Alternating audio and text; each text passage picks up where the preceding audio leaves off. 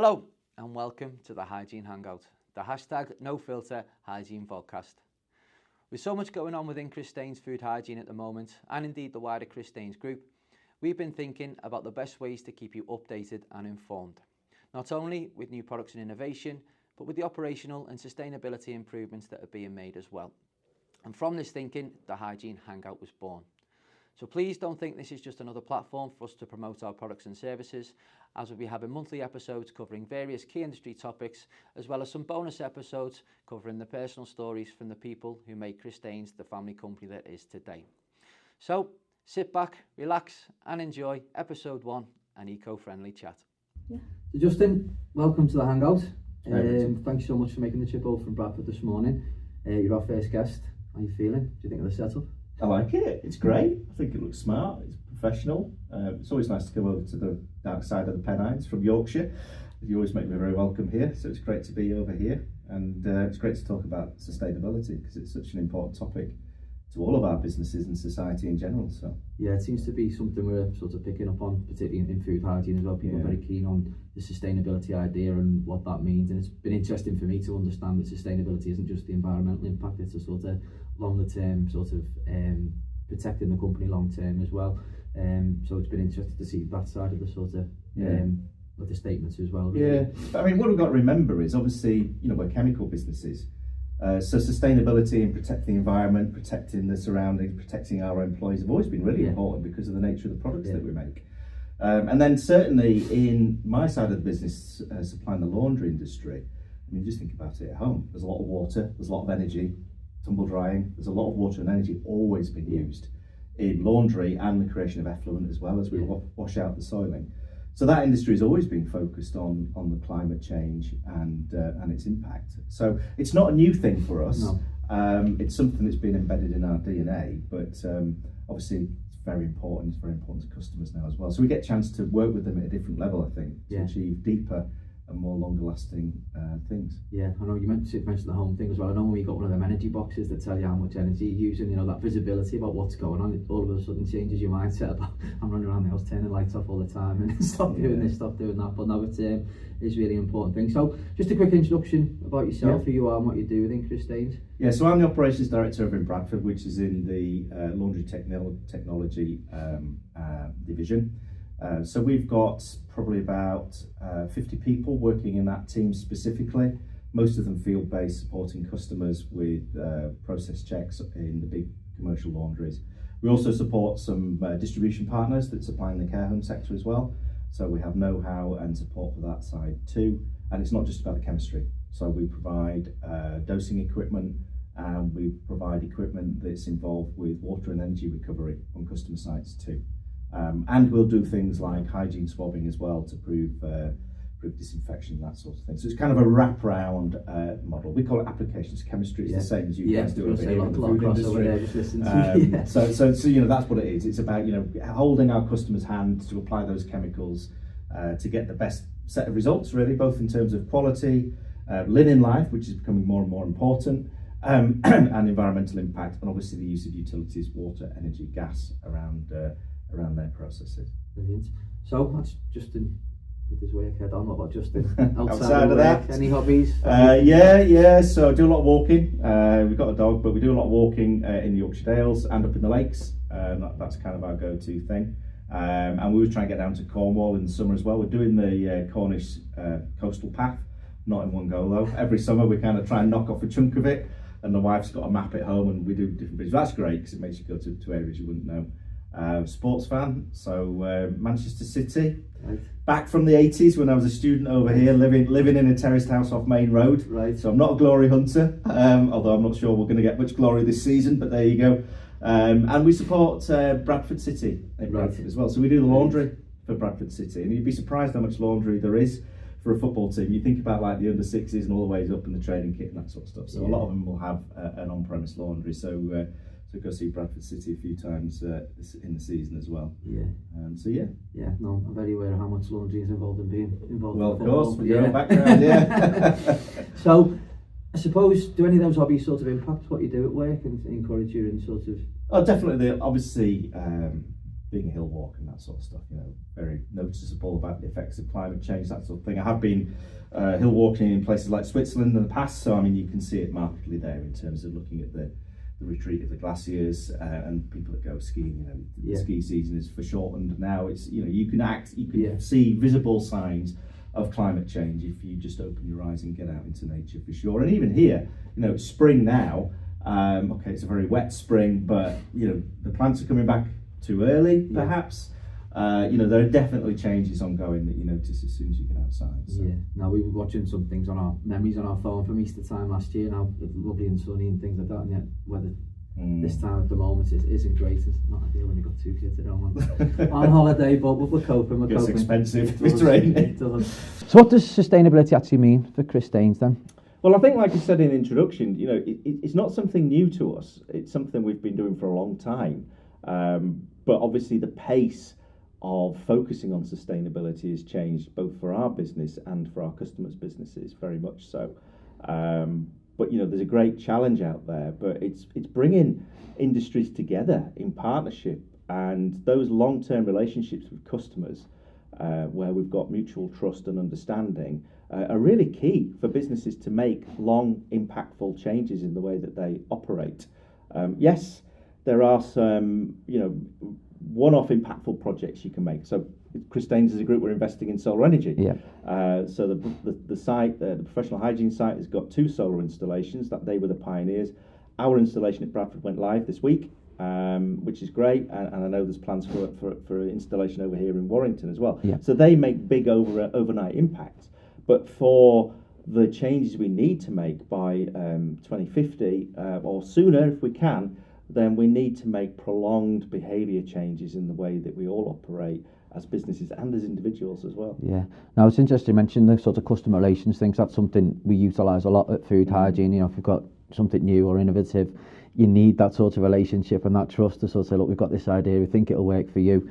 And a lot of people, sites allowing us to use their facilities for those trials and demonstrations. It's key to actually to know it's going to work. So obviously a lot of the stuff we do is theoretical, but to actually see it in practice and demonstrate it to them, it's really important. I was a school governor for a few years when my kids were at primary school, and the role of a school governor is to be a critical friend. And I often think about us in that sort of role with our customers.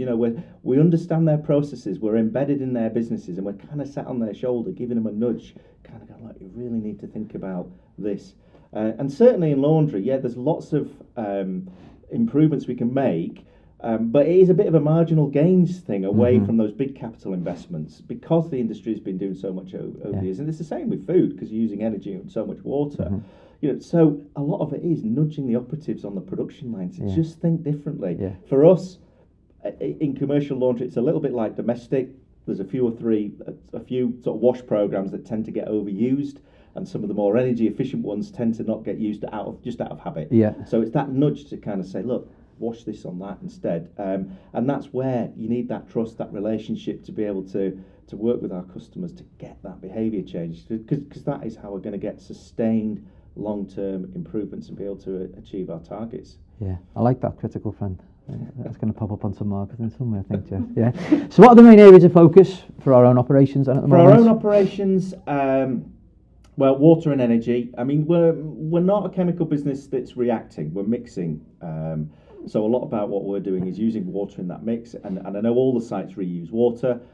So we're very good as a chemical business at reworking chemicals, products that are slightly out of specification. So we can use contaminated water, as in it's contaminated because it's got a bit of chemical in it, back into the process. So we've always been very good at doing that.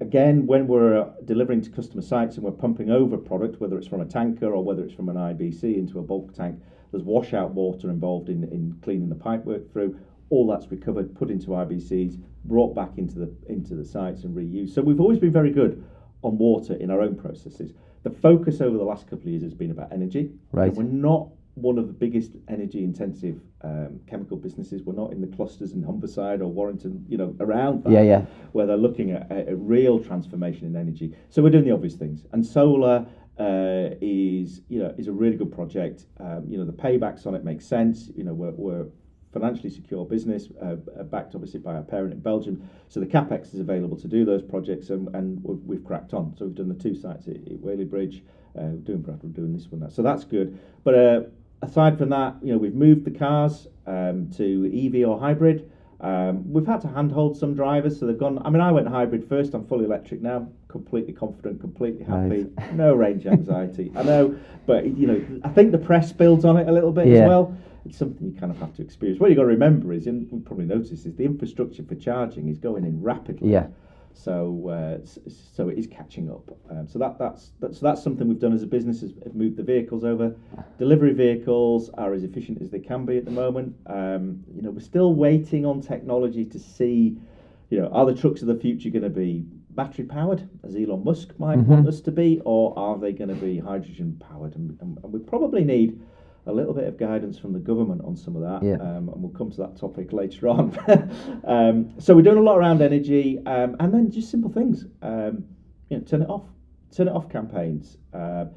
They talk about vampire devices, which are these devices that are left plugged in at home, that's sucking energy out when you're not there. On an industrial side, you can often find that there's inverters running, there's heaters running, air conditioning running over weekend, overnight, that doesn't need to be running. And can draw quite a lot of power. We found with the energy management system, with the solar system in Bradford that's just running on our offices and a small production unit to start with, but we're drawing 10 kilowatts overnight of energy every night when the factory's not running. Wow. So what is that? Yeah. I know the same thing happened for professional hygiene when they put the same system in Whaley Bridge. They were finding these vampire devices were drawing down power overnight, heating water that wasn't needed. Like that. So again, there's data there as always that can help us get insights as to what is going on. So energy has been a big focus for us to start with. Water's kind of there, and that's and then things like educating our employees. So I know we've given all the team over in Bradford reusable drinks bottles. I think here you've given them the kind of flasks, haven't you? That sort of thing. So getting people away from that kind of disposable idea of throwing away, using something once then throwing it away. We've done education pieces. We've got to be careful. At the end of the day, there are lifestyle choices that it's up to individuals to make. But we've put some ideas out there about recycling more at home, that sort of thing. Potentially eating less meat. We're not saying at any one moment that the world needs to go vegetarian, but there is proven science that says, look, if we all just ate a little bit less meat, then that would help in terms of climate change, and certainly the impact in countries like in South America and Brazil, where they're making a lot of cheap beef by feeding them soya. But so a few education pieces, getting people to think a little bit more about what they're doing. So those have been some of the key areas of focus. On some sites where we've had the ability, so again at Whaley Bridge they had a spare piece of land. We've had a tree planting exercise there. That's been beneficial from a number of points of view. One, it's been a team exercise for the employees to get involved with.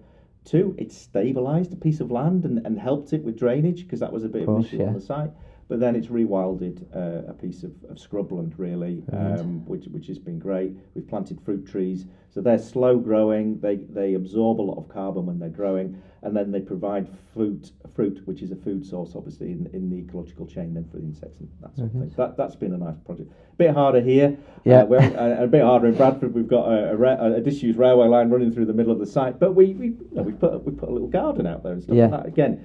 And it gets people outside, which is another well-being sort of benefit as well. So quite a lot going on around those things in our own operations.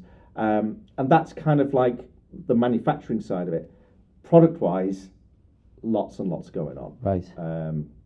So certainly from a laundry point of view, we've been looking at lower wash temperature chemistry for a number of years with cool chemistry. So that has two benefits. A, it saves energy, but it's also less impactful on cotton. Cotton is extremely water intensive to grow cotton. I think it's something like 800 litres of water is needed to grow 1 kilogram of cotton. Wow. So anything we can do, and the laundry industry focused on this at the moment, anything we can do to prolong the life of textiles that are used in hotels, for example, So stop cleaning your boots with a pillowcase, Richard. But there is quite a lot of going on to extend the life out of all the textiles because of that high input up end in the front end in terms of the intensity of water that's used in those sorts of things. So we've got chemical systems that use less energy that are less harmful for the environment. We've got another chemical system called EPIC at the moment, which is an enzymatic process. Right. Process Yeah. in Christeyns, which is using enzymes to deal with soiling rather, again, than temperature or bleaches. So that's less harmful for the textile. It's also less harmful for the effluent. So that's keeping the water that's coming out of the laundry less contaminated, easier to reprocess, and it's cheaper for the laundry, therefore, as well, with the water authority cost on that. So there's a lot around the chemical products. Then there's a lot around our water and energy offer as well. So we've always had heat exchangers, water recovery systems, flash steam recovery as well, that we've put into a lot of our customer sites. Now we have a partner with a Belgian company called Verida, and with them we have developed a system called Hydro, which is effectively a modular water treatment plant for customer sites. Right. We've got one already in the UK, which is actually a food customer. They provide reusable packaging for supermarkets. So if you buy your fruit and veg in the supermarket, it's usually in a green carton, plastic carton. Well, they go away and get washed before they're refilled. Right. Uses lots of water. So they've got one of these water recycling plants in the UK. And we have a laundry down in Swindon that's going to put one in as well. Brilliant. It covers about 80% of the water that's used. It can take rainwater and all sorts of things like that. It also conditions the water for the boilers that are used if it's a plant that's using steam. So it's a kind of all-in-one solution. So there's technologies like that we're bringing on. We're developing other technologies within the group. As part of that, we've just acquired a well-known Dutch company called TBR. It's well known in the laundry sector for water recovery and energy recovery systems, and we're working with them over the next few years to develop like the next range of products. But again, there's some challenges, and this is where this reference earlier to we probably need a little bit more input from government around whether there's going to be a realistic offer of hydrogen as a fuel in the future. Energy in laundries is very much in the drying process. The dryers are gas driven or steam driven at the moment. So is there an option for hydrogen around that? Again, there's lots of risks and technological challenges to overcome around that, but it could be viable. Or are we going down an electric route? And again, if you look into the UK electric infrastructure, the generation side of it has got some challenges. The new Sizewell nuclear power station is being delayed. Some of the wind farm projects have got some supply chain issues, so they're being delayed as well. So the actual generation forecast is possibly dropping away from where we need it to be. And then if you talk to National Grid, they're saying that they need to put as much engineering in for pylons and transmission systems in the next 6 years between now and 2030 as they have done over the previous 25 years to meet what is the forecasted future demand as we decarbonise and go to electrification as our prime energy source, both domestically and for business. So for businesses it's hard at the moment because what do I invest in? Do I invest in an electric boiler? Do I wait and go down this particular route of waiting for hydrogen or potential other fuel sources? So we're kind of like a bit of a crossroads. So, and obviously we're in an election year, so nothing's really going to happen for a while, is it? Things up in the air at the moment, but, government answers might not be as forthcoming as usual. So a lot of talk there about sort of water and energy. Is there anywhere else we can support customers? Data and making good insights. We talked a lot about behaviour change and things like that. So we have systems that allow us to monitor in conjunction with our customers their productivity on site, their water usage on site, the temperature that they're operating at, that kind of thing. So again, using that data in coming back to this critical friend, where in a proper way to nudge some behaviour change or give some insights for better decision making or for consideration of different things. So certainly over in Bradford, we've been working with the field team on giving them, I would say, a simplified toolbox of continuous improvement tools. So fishbone diagrams, why, so that they can have constructive conversations with customers and looking at all the inputs as to, how do we save 2% on our water intensity, because like it is a marginal gains type world. But again, it's kind of using good data, it's having good conversations, it's working together to kind of nudge those behaviour changes to get those lasting impacts. Right. And what are going to be the challenges in sort of getting these things through? Well, again, it depends on certain customers, the PLCs, because they need to report on this, are already driven by a need to decarbonise their businesses and to be able to report on it. So they're kind of working at that level. And some of the big pieces of capital investment, like solar panels or these hydro water treatment plants, they work on the big high volume plants. Aside from that, the kind of middle and lower end of the market, it's much more of a difficult challenge for them. They haven't got access to the same type of equipment. So we need some more innovation. We need to kind of make mini versions of some of these big energy saving pieces of kit so that we can serve those smaller markets. And a lot of it is about data and education and taking people on a bit of that journey. So there are challenges there. We need some guidance from government about what they want. The industry sectors are moving, and certainly in laundry, the TSA are very active on sustainability, working with their members, both large and small, to help them make those changes, to make those sustained impacts. But again, we need a bit more guidance from government. There's issues to do with the way that electricity is priced. It's about 3 times the prices of kilowatt hour for electricity versus gas, that sort of thing as well. They call it the spark gap.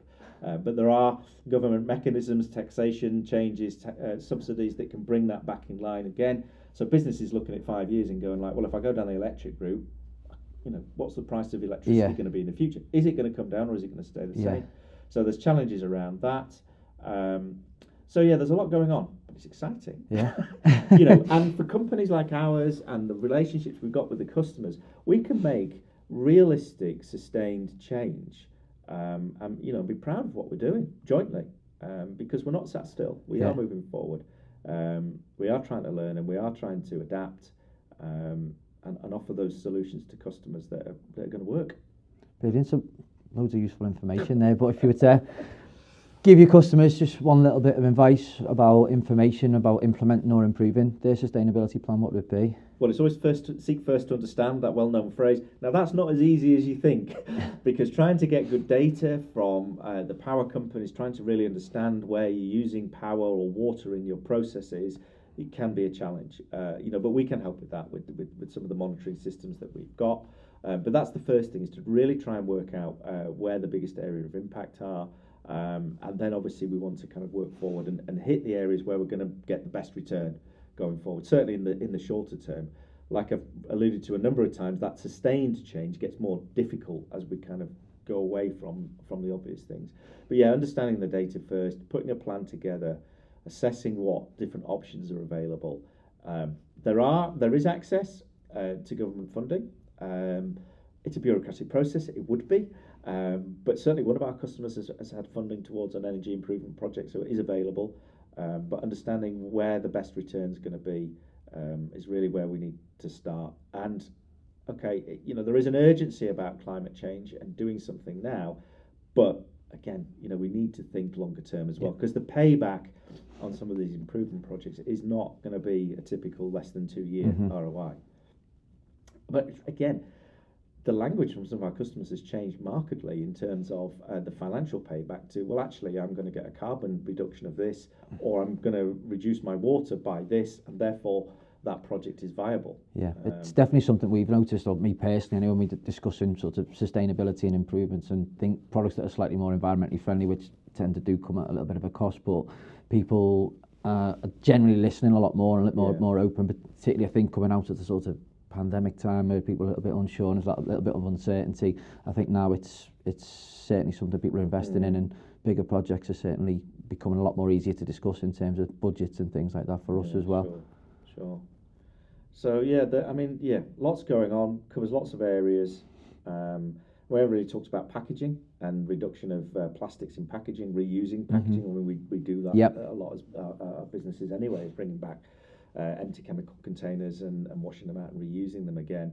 But perhaps in our sister company in professional hygiene, where they're dealing more with the janitorial market and they're dealing more with small trigger sprays and that sort of stuff, challenges around there about reducing plastic content, but we're still holding chemicals in there, so you've got to get the balance right. So there's challenges around that. There's challenges around microplastics. So in laundry, we're washing out polyester fibres, and that gets into the effluent channel. What can we do around that? Again, are there chemical systems we can develop that are less harsh to stripping fibres out of textiles, which inevitably happens in the wash, or filtration systems that can capture it? The hydro system, for example, does capture microplastics in the effluent. So there are other things coming as well that we all need to be aware of as businesses, both our customers and us as a partner. So lots to think about. Yeah, you've certainly chosen a meaty one for your first podcast. We like to do that here, but no, thank you so much for your time. Some really great information there, and it's hopefully beneficial to some of our customers as well to maybe draw on what information and what funding it could be available to them. But no, thank you very much. All right, cheers, Richard. Brilliant.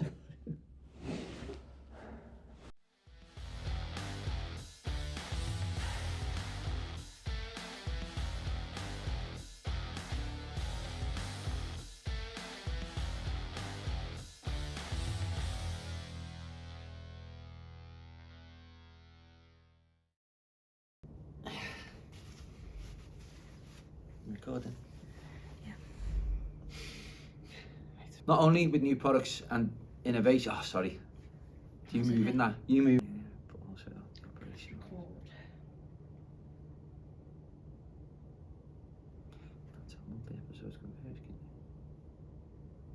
And from this thinking, the Hygiene Hangout was born. Oh, sorry, lockdown. Sorry. You want it? I'll be all right. Right. Ready? If recording, yeah.